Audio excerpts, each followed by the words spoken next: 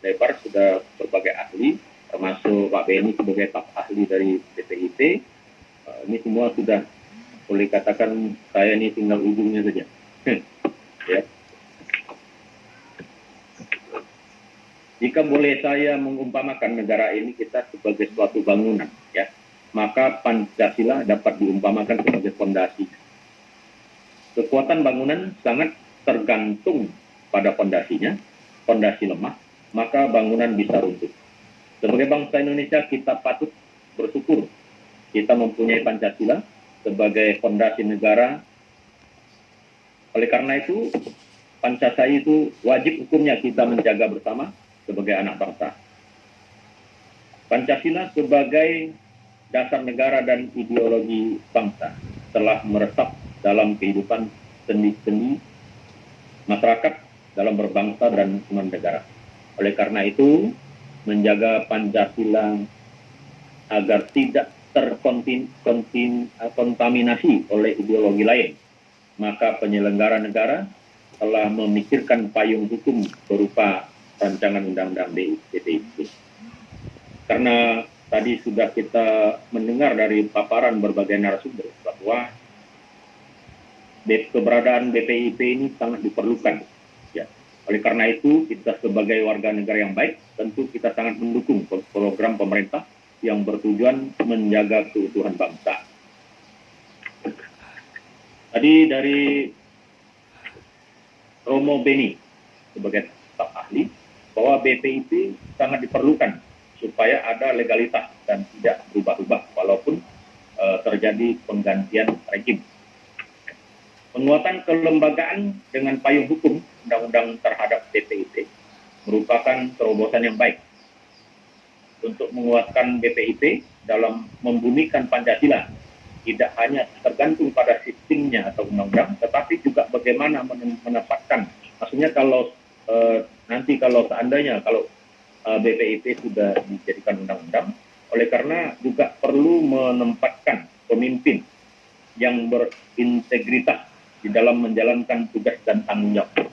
Karena kalau BPIP walaupun sudah terbentuk, itu kalau implementasinya tidak bagus, saya rasa juga perlu kita pertimbangkan. Artinya perlu dicarikan orang-orang yang betul-betul mempunyai integritas yang dapat dipercaya untuk itu.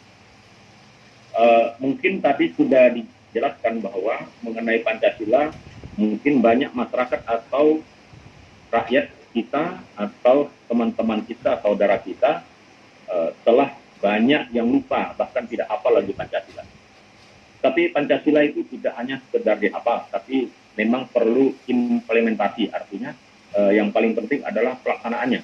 Tapi mungkin untuk supaya lebih lengkap, tadi sudah disebutkan bahwa perlunya BPIP. Mungkin di sini perlu saya jelaskan sedikit atau mengemukakan tentang kenapa pentingnya BPIP. Karena di dalam pasal 7 dalam draft undang-undang BPIP itu disebutkan berbagai tugas, sehingga nantinya jika terjadi kita berharap supaya rancangan undang-undang ini tidak terjadi perubahan jika itu memang benar bahwa BPIP itu punya tugas A. Merumuskan arah kebijakan pembinaan ideologi Pancasila. B. Melaksanaan koordinasi dan sinkronisasi. B. Melaksanakan C. Mengintegrasikan fungsi pembinaan ideologi Pancasila secara menyeluruh dan berkelanjutan. D. Melembagakan nilai-nilai Pancasila dalam sistem pendidikan nasional. Artinya nanti lembaga Pancasila ini, nilai-nilai Pancasila itu akan dimasukkan dalam sistem pendidikan nasional, ilmu pengetahuan dan teknologi, kegiatan riset dan inovasi. Melembagakan nilai-nilai Pancasila dalam sistem pembangunan nasional. Melembagakan nilai-nilai Pancasila dan dalam sistem politik dan demokrasi. Melembagakan nilai-nilai Pancasila dalam pembentukan, pelaksanaan dan penegakan hukum serta politik dalam luar negeri. Menyusun materi dan metodologi, monitoring dan evaluasi pelaksanaan pembinaan ideologi Pancasila. menyusun dan menetapkan standarisasi pendidikan dan pelatihan, menyelenggarakan pendidikan dan pelatihan, dan memberikan rekomendasi berdasarkan hasil kajian terhadap pembentukan, pelaksanaan, dan penegakan hukum serta kebijakan kepada lembaga negara, kementerian atau lembaga pemerintah daerah, organisasi politik, dan elemen masyarakat lainnya agar berpedoman dan sesuai dengan nilai-nilai Pancasila. Jadi kalau seandainya BPIP itu sudah diundangkan, maka beberapa tugas ini yang disebutkan di dalam pasal 7 draft Undang-Undang BPIP.